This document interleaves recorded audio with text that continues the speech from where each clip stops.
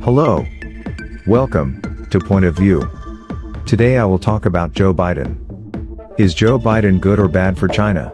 China congratulated Joe Biden and Kamala Harris on winning the US presidential election, ending days of speculation about when Beijing would formally acknowledge the victory. We have been following the reaction on this US presidential election from both within the United States and from the international community, Chinese Foreign Ministry spokesman Wang Wenbin told a briefing in Beijing on Friday.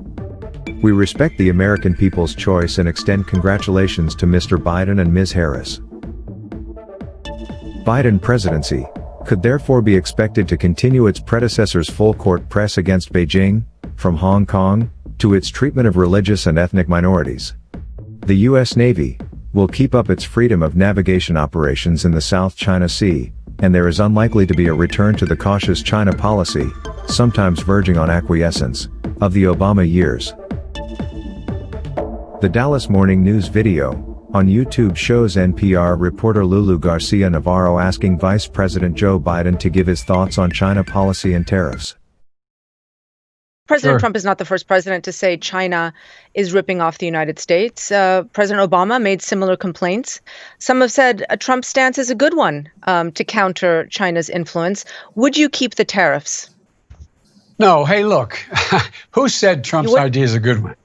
Who said Trump's idea is a good one? Some feel that. Some 2 or 3 people. Manufacturing has gone in recession. Agriculture lost billions of dollars that taxpayers had to pay. We're going after China in the wrong way. China is stealing intellectual property. China is conditioning being able to do business in China and based on whether or not you have 51% Chinese ownership. That's got to end. I've spent a fair amount of time when I was vice president with President Xi because the president wanted me to get to know him. He's no Democrat with a small d at all. But here's the deal. I made it real clear. So if you scrap those tariffs, what do you want in return? Or are you just going to scrap them without any concessions? No, here's the deal. The question is, what is the appropriate behavior that they have to engage in international trade with us? And they have to play by the international rules. And what we have done is we have disarmed ourselves. We make up 25% of the world's economy, but we poked our finger in the eye of all of our allies out there. The way China will respond is when we gather the rest of the world that in fact believes in open trade and making sure that we're in a position that the world that we deal with WHO the right way. That in fact. That's when things begin to change. That's when China's behavior is going to change. Analysis by Nick Robertson of CNN, entitled, "What Joe Biden's Win Means for the World?"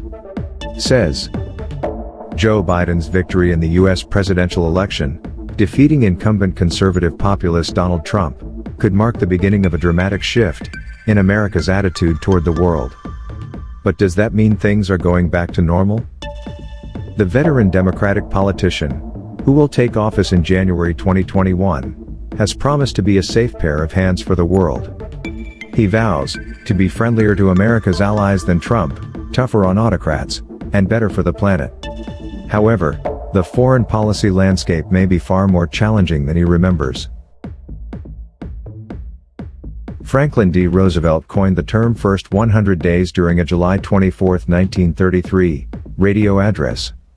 13 major laws were enacted during this period. Since then, the first 100 days of a presidential term has taken on symbolic significance, and the period is considered a benchmark to measure the early success of a president. We have come to the end of this video. Thank you for watching. Let us know the videos you like by leaving your comments below. We have weekly videos, so be sure to hit the red subscribe button below. Bye.